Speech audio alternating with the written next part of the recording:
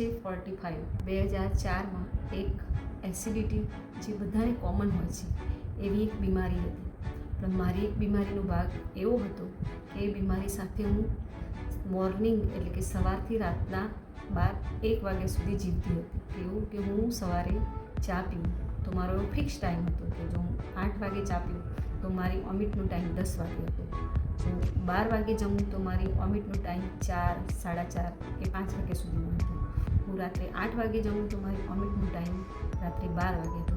એટલે કે હું દિવસ સવારે ઉઠું ત્યારથી મારું શેડ્યુલ રાતના 12 વાગ્યા સુધી એની સાથે હું એસિડિટી સાથે જીવતી હતી. એમાં હું ઘણું બધું ખાવાનું મેં લગભગ 24-25 વર્ષની એજમાં છોડી દીધું હતું. એમાં હું લગભગ 60% વસ્તુઓ છોડી દીધી હતી. લગભગ બટર એટલે કે દૂધની દરેક આઈટમ હું ખાતી નહોતી, મેંદાની દરેક આઈટમ હું ખાતી નહોતી, પ્લસ હું તીખું નહોતી ખાતી, હું તળેલું નહોતી ખાતી, હું રેશાવાળા શાકભાજી એટલે કે લીલોતરીવાળી ચીજ વસ્તુઓ નહોતી ખાતી.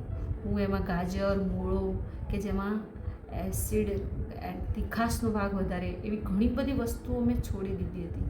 અને હું રોજ એવો એક વિચાર કરતી હતી કે આ બીમારીનો કોઈ અંત છે કે નહીં. હું એલોપેથીમાં ગઈ હતી, એલોપેથીની દવા પણ મેં લીધી હતી. એલોપેથીની ટ્રીટમેન્ટ મેં 3-5 વાર કરી હતી પણ એમાં મને કોઈ રિઝલ્ટ નહોતું મળ્યું.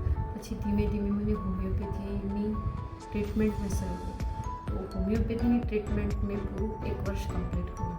તો હોમિયોપેથીની ટ્રીટમેન્ટ મારા માટે વરદાનરૂપ સાબિત થયું. હોમિયોપેથીની દવાથી મારી અંદર જે 25 વર્ષે સ્ફૂર્તિ હતી એ 45 વર્ષે છે.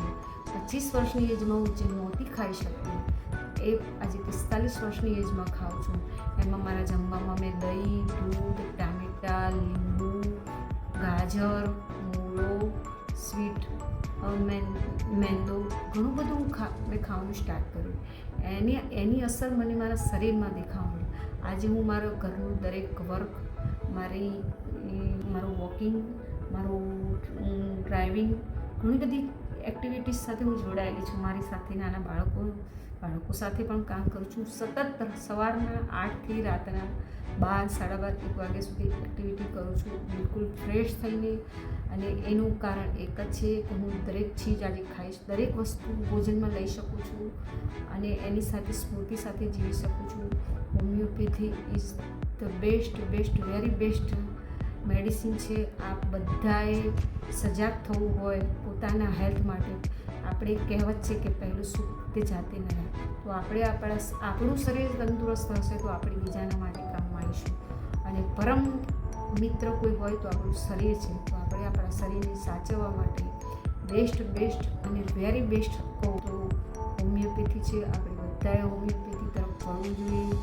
દેશની જે નાગરિકતાનું જે મજબૂત વ્યક્તિત્વ હોય, શારીરિક રીતે તંદુરસ્ત, એને જો એવું ને એવું રાખવું હોય તો હોમિયોપેથી પર બધા વળો. હોમિયોપેથીને વેલકમ કરો, હોમિયોપેથીને જાગૃત કરો અને હોમિયોપેથીને અપનાવો. વેલકમ. Thank you.